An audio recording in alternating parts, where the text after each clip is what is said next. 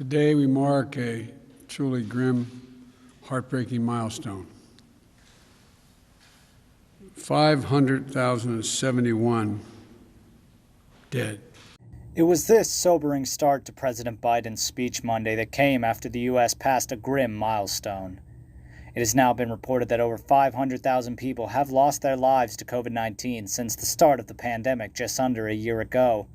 And even as vaccines continue to roll out nationwide, the U.S. still has the highest virus toll than any other nation, and now a death toll higher than all of the American casualties in World War I, World War II, and the Vietnam War combined. When you look back at the beginning of the pandemic back in March, Dr. Anthony Fauci projected that we could see a total of 240,000 deaths. Unfortunately, he was wrong, but not in the way that many had hoped. Monday night, President Biden gave a speech honoring the more than 500,000 we've lost, while reminding the rest of America to remain hopeful and that we could persevere through this terrible ordeal. Let this not be a story of how far we fell, but of how far we climbed back up. We can do this. For in this year of profound loss, we've seen profound courage from all of you on the front lines.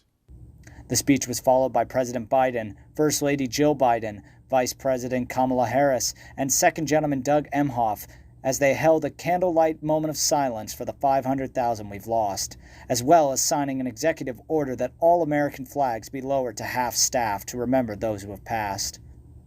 This milestone shows just how many Americans have been affected since the start of the pandemic.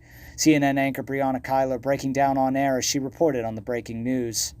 These stories of our fellow Americans puncture that armor that is natural to have accumulated over the past year, and that's okay.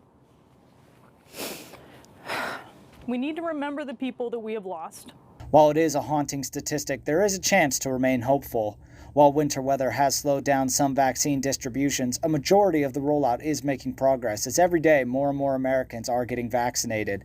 At least 13% of the population has received their first doses of the vaccine, and with that, the number of COVID-19 related deaths has slowed down significantly. However, while the vaccination process remains promising, there are still long ways to go before things return to normal. And as the death toll still rises, for many Americans, some things may never be normal again. For SUTV News, I'm Adam Beam.